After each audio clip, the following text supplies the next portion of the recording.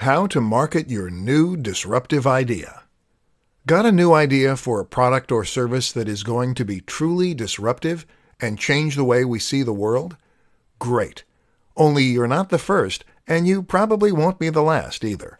The thing is, ideas are a dime a dozen, and actually the hard part is marketing those ideas and getting them to sell. That's where the marketing part comes in, and that's the difficult part. Unfortunately, it's even harder in many cases when your idea is exciting and new. Why? Because there is less point of reference and less context that you can use to explain your idea. So how do you get the word out about your new concept? Let's look at some options.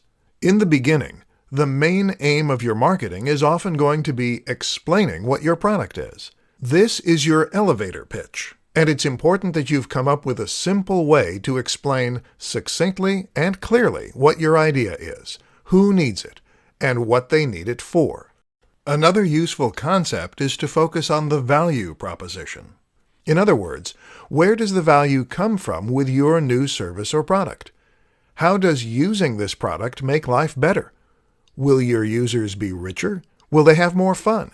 Or will it improve their health? While the how and the what might be new, very often the why will be universal, and this will be key in communicating your message. In order to do any of this, though, you're going to need to think about whom your product is marketed to, and who will want to use it. This will tell you where to present your message, and how to present it. Have a think about the typical demographic that is likely to use your product, and think of comparable products and whom they are targeted at.